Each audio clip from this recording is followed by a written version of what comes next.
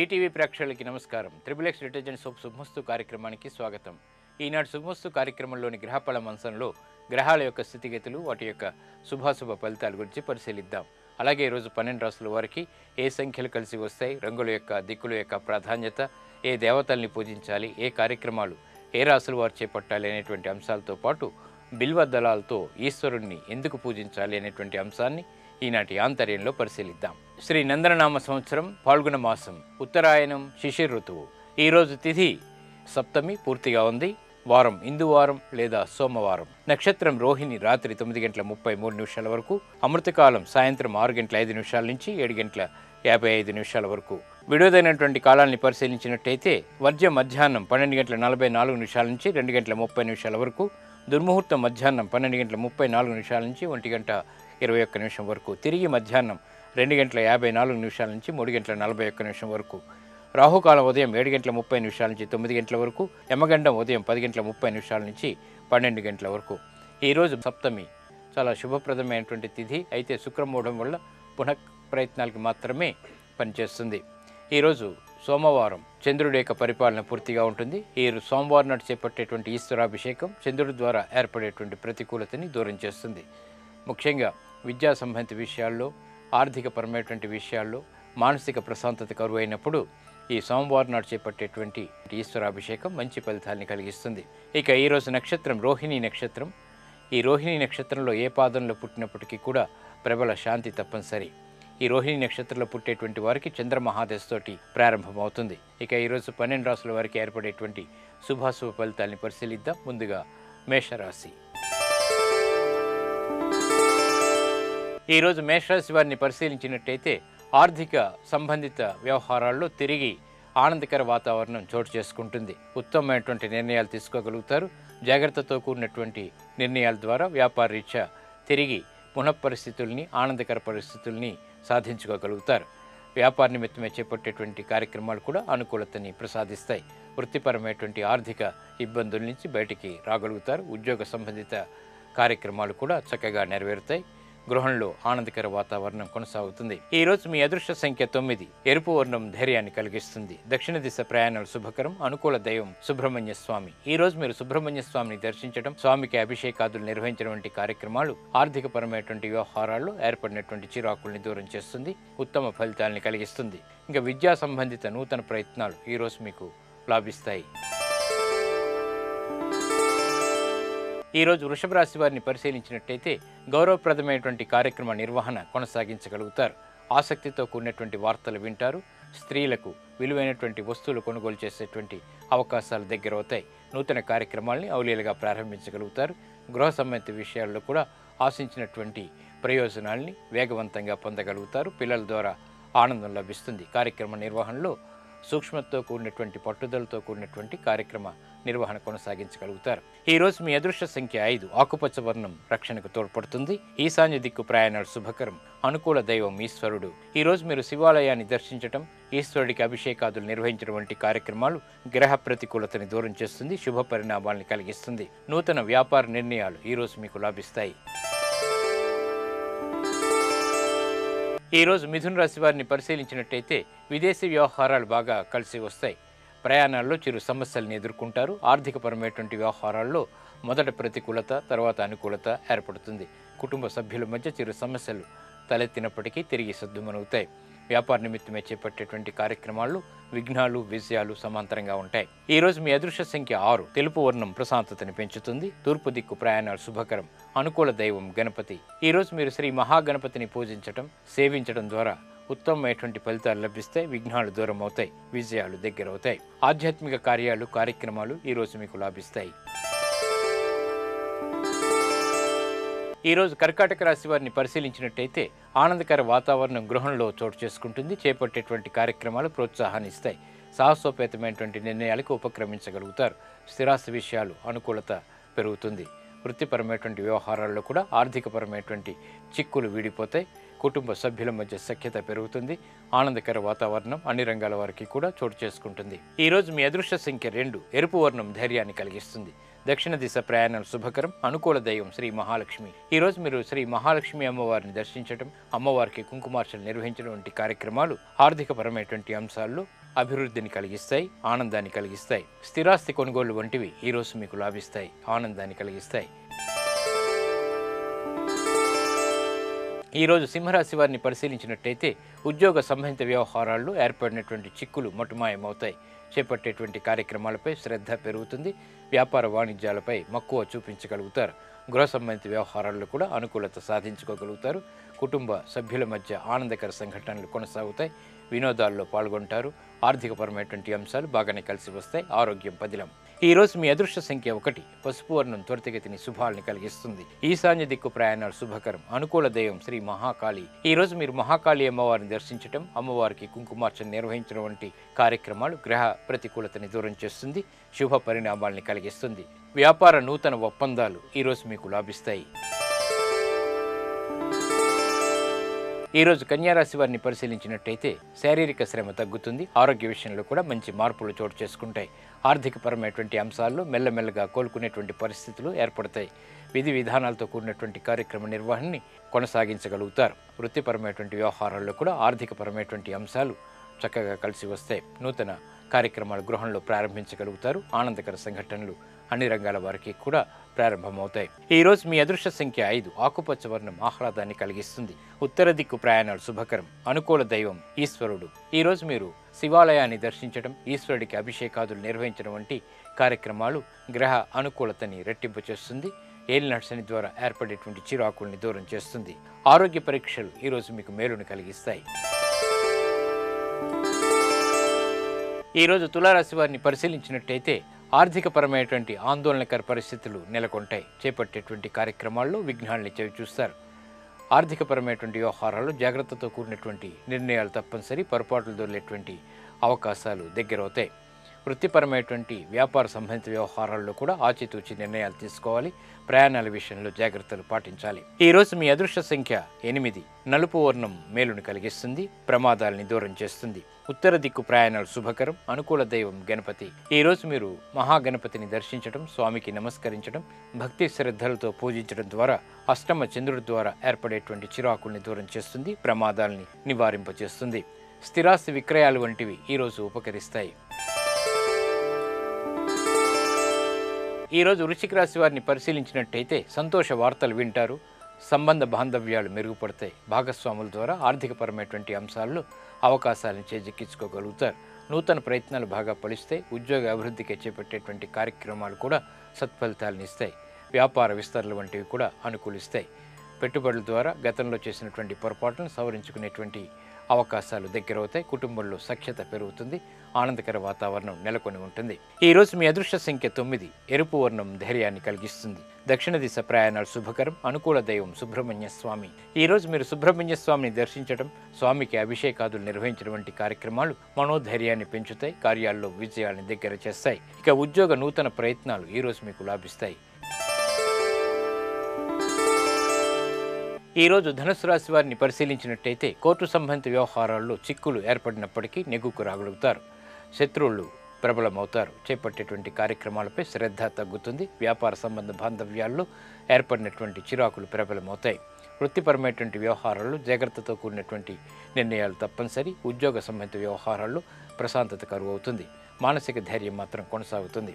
ఈరోజు మీ అదృష్ట సంఖ్య 3. పసుపు వర్ణం త్వరితగతిని శుభాల్ని కలిగిస్తుంది. తూర్పు దిక్కు ప్రయాణాలు శుభకరం. అనుకూల దైవం లక్ష్మీ నరసింహస్వామి. ఈరోజు మీరు లక్ష్మీ నరసింహస్వామిని దర్శించడం, స్వామికి అభిషేకాదులు నిర్వహించడం వంటి కార్యక్రమాలు మంచి ఫలితాలని కలిగిస్తాయి. గ్రహ ప్రతికూలతని దూరం చేస్తుంది, విజయాలను దగ్గర చేస్తుంది. ఆర్థిక లావాదేవీలు ఈరోజు మీకు లాభిస్తాయి. ఈరోజు మకర రాశి వారిని పరిశీలించినట్టయితే మనోధైర్యంతో కార్యక్రమ నిర్వహణ కొనసాగించగలుగుతారు. పిల్లల విషయంలో శ్రద్ధతో కూడినటువంటి నిర్ణయాలు తీసుకోగలుగుతారు. అభివృద్ధికే చేపట్టేటువంటి కార్యక్రమాలు సంతోషాన్ని కలిగిస్తాయి. స్త్రీలు శుభవార్తలు వింటారు. వృత్తిపరమైనటువంటి వ్యవహారాల్లో కూడా ఆశించినటువంటి ప్రయోజనాలు దగ్గరవుతాయి. చేపట్టేటువంటి కార్యక్రమాల్లో చురుకైనటువంటి నిర్ణయాలు తీసుకోగలుగుతారు. వ్యాపార నిమిత్తమే చేపట్టేటువంటి కార్యక్రమాలు కూడా బాగానే కలిసి వస్తాయి. కుటుంబంలో ఆనందం కొనసాగుతుంది.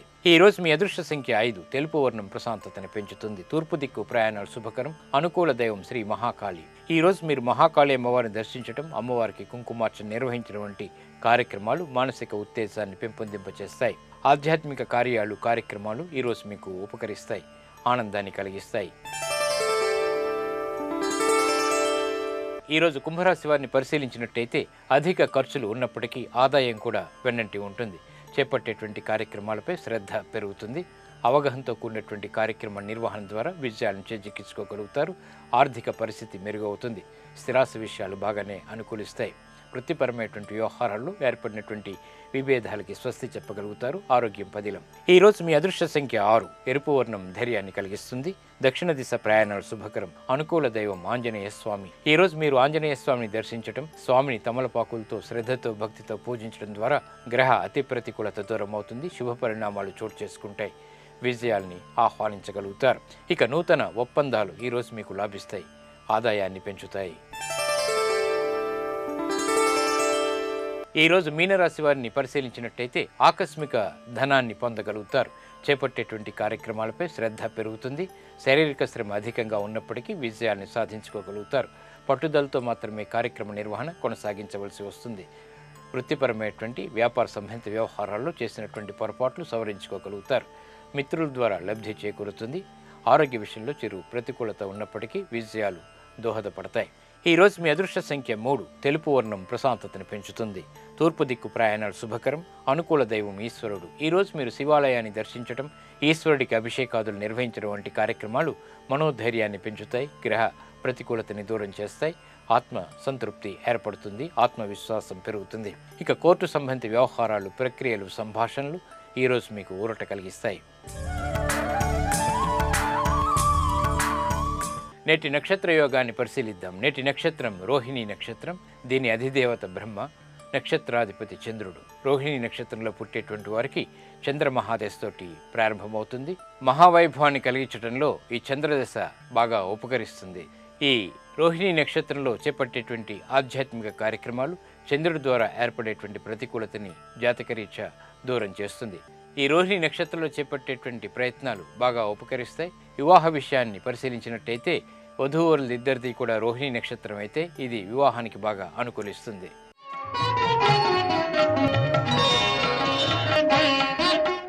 శివుణ్ణి ప్రధానంగా బిల్వదళాలతో పూజిస్తారు. బిల్వదళాలతో శివుణ్ణి ఎందుకు పూజించాలో పరిశీలిద్దాం. త్రిదళం త్రిగుణాకారం త్రినేత్రంచ త్రియాయుధం త్రిజన్మ పాప సంహారం ఏకబిల్వం శివార్పణం అంటూ పరమేశ్వరుణ్ణి బిల్వదళాలతో అర్చిస్తాం. శివునికి బిల్వదళాలంటే మహా ఇష్టం. ఈ బిల్వదళాన్ని మారేడు దళంగా కూడా వ్యవహరిస్తాం. మారేడు దళానికి 3 ఆకులుంటాయి. ఈ 3 ఆకులతో కూడినటువంటి దళాన్ని శివునికి సమర్పణ చేసినట్టయితే మంచి ఫలితాలు ఏర్పడతాయి. ఈ 3 ఆకులు శివుని త్రినేత్రాలకు ప్రతీక, త్రిగుణాలకు సూచిక, త్రికాలాలకు ప్రతిబింబం. త్రికాలాలలో త్రిగుణయుక్తంగా త్రినేత్రుడైనటువంటి ఈశ్వరుని కృప తమకు లభించాలని భక్తులు త్రిపత్రాలతో కూడినటువంటి బిల్వదళాన్ని సమర్పించాలి. బిల్వదళంలో 3 ఆకులలో మధ్యపత్రం శివుడు, కుడిపత్రం విష్ణువు, ఎడమపత్రం బ్రహ్మదేవునికి సూచికగా చెబుతారు. బిల్వదళాలు సాక్షాత్తు త్రిమూర్తి స్వరూపాలు. అంతేకాదు బిల్వదళాల్లోని 3 పత్రాలు కూడా మహాకాళి, మహాలక్ష్మి, మహాసరస్వతులకు ప్రతిబింబంగా కూడా పేర్కొంటారు. ఈ బిల్వార్చన శివుడికి చేయడం ద్వారా సకల ఐశ్వర్యాలు కూడా సిద్ధిస్తాయి. మనోవాంఛలు నెరవేరుతాయి. ఇవి ఈనాటి శుభమస్తు కార్యక్రమంలోని గ్రహబల మంచంలోని విశేషాలు. ఇప్పుడు గృహబల మంచంలో వాస్తు విశేషాలు తెలుసుకుందాం. తిరిగి రేపటి శుభమస్తు కార్యక్రమంలో కలుసుకుందాం. నమస్కారం.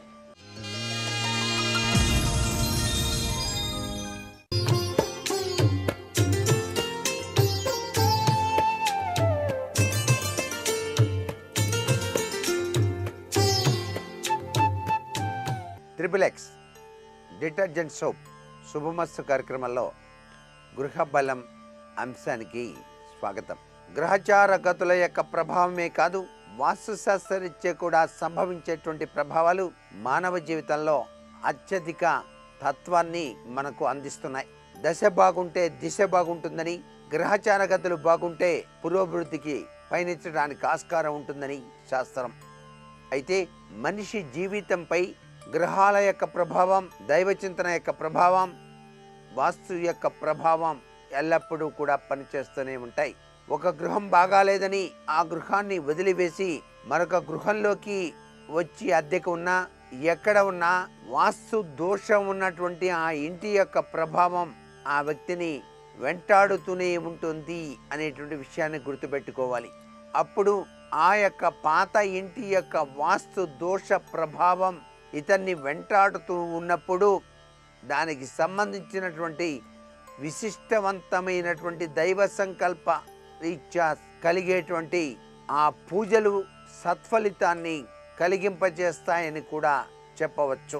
అయితే సూర్యుడు, శని ఈ రెండు గ్రహాల యొక్క ప్రభావం ఇంటి ఎదురుగా ఉన్న కిటికీ అంటే మీరు ఇంటికి ఎదురుగా కనుక నిలబడినట్లయితే ఎడమ వైపున ఉన్నటువంటి కిటికీ ప్రతినిత్యం సూర్యునిదిగానే మనం గ్రహించాలి. ఈ కిటికీ దగ్గర డైనింగ్ రూమ్ కనుక ఉన్నట్లయితే ఇంటి యజమాని లేక కుమారుడు బద్దకిస్తూనే గడుపుతాడు. ఈ యొక్క శని చంద్రుల యొక్క ప్రభావం ఇంటి గృహ ఇల్లాలిపై అత్యధికంగా ప్రసరించడానికి ఆస్కారం ఉంటుంది. కాబట్టి ఆ ఇల్లాలికి ఎటువంటి సమస్య ఉండకుండా ఉండటానికి సరైనటువంటి పరిష్కారాన్ని ఆచరించవలసి ఉంటుంది. ఇంటి ఇల్లాలు తప్పనిసరిగా చంద్ర శని గ్రహాలను అనుకూలత చేసుకోవడానికి వీలుగా ఆవుకు సోమవారం నాడు బియ్యం పెట్టడం, శనివారం నాడు బెల్లము నువ్వులు కలిపి ఉండగా చేసి పెట్టేటువంటి విధి విధానాన్ని గనక ఆచరించినట్లయితే సర్వత్రా చంద్ర శని దోష ప్రభావరీత్యా సంభవించేటువంటి ఉపద్రవ అంశాల నుంచి బయలుపడటానికి ఆస్కారం అధికంగా ఉన్నది. అలాగే వంటగదికి కుజుడు ప్రాతినిధ్యత వహిస్తాడు అనేటువంటి విషయం అందరికీ తెలిసిందే. వంటగదిలో ధాన్యం గనక నిల్వ చేసినట్లయితే ఆ ఇంటి యజమాని కుటుంబానికి అనేక సమస్యలు ఉత్పన్నమవుతాయి. కష్టపడి సంపాదించవలసి వస్తుంది. సంపాదించిందంతా కూడా ఖర్చు అయిపోతుంది. వంటగదిలో వంట మాత్రమే చేయాలి అనేటువంటి విషయాన్ని గుర్తుపెట్టుకుంటూ వాస్తుశాస్త్రంలో ఏది ఎక్కడ జరిపినట్టయితే అక్కడ సత్ఫలితం పొందవచ్చునో అనేటువంటి విషయాన్ని గుర్తెరగాలి. అలాగే ఇంట్లో పెద్ద హాల్ ఉంది, ఆ హాలుకు ప్రతినిధి బుధగ్రహంగా గుర్తెరగాలి. హాలు పెద్దదిగా ఉన్నప్పుడు బుధుడు అక్కడ పరిపాలిస్తున్నట్టుగా లెక్క. హాలులోనే ధాన్యాకారం ఉండటం లేదా హాల్ను అంటుకున్న స్టాఫ్ రూము ఉండటం చేత ఇంట్లో వాళ్ళకి సమస్యలు తొలగించుకోవటానికి తప్పకుండా యజమాని సాత్విక తత్వంతో పయనించడానికి ధాన్యాకారం హాలు వంటి విశాల ప్రదేశంలో ఉండటం శుభదాయకవంతమైన ప్రభావాన్ని ఇస్తుంది. కుటుంబీకుల యొక్క జీవితం సుఖంగా సాగాలంటే తప్పనిసరిగా బుధ శనుల యొక్క తత్వాన్ని అర్థం చేసుకోవాలి. మీ ఇంట్లో వినాయకుడి పటం కనుక ఉన్నట్లయితే దవనం గరిక రెండింటినీ కలిపి కనుక స్వామికి సమర్పించినట్లయితే తప్పనిసరిగా ఈ యొక్క గ్రహచార రీత్యా సంభవించేటువంటి దోష నివృత్తి జరగడం, వాస్తురీత్యా అనుగ్రహతత్వంలో విరాజిల్లటానికి ఆస్కారం ఎంతైనా ఉంది సుమా. నేటి వాస్తు సందేహాన్ని కనుక పరిశీలించినట్లయితే రుణగ్రస్తత విమోచన కోసం, అప్పులు లేకుండా హాయిగా జీవితాన్ని గడపడం కోసం వాస్తుశాస్త్రరీత్యా పాటించవలసిన నియమం ఏదైనా ఉన్నదా అన్నది ప్రశ్న. అప్పుల విషవలయం నుంచి బయలుపడటానికి, ఆర్థిక పురోగతి కోసం 11 తడిసినటువంటి బొగ్గులు, కొన్ని ఎండు మిర్చి, 2 గుప్పెట్ల ఉప్పు, అది కూడా సముద్రపు ఉప్పు తీసుకొని ఒక గుడ్డలో కట్టి ఆ యొక్క కట్టిన గుడ్డను నదిలో తూర్పు దిశగా నిలబడి ఉదయం పూట గనక వదిలినట్లయితే ఆర్థిక ఇబ్బందుల నుంచి బయలుపడటానికి ఆస్కారం ఎంతైనా ఉన్నది సుమా. మరికొన్ని ముఖ్య విషయాలు మనాడు చెప్పుకుందామా. మరి సర్వే జనా సుఖినో భవంతు.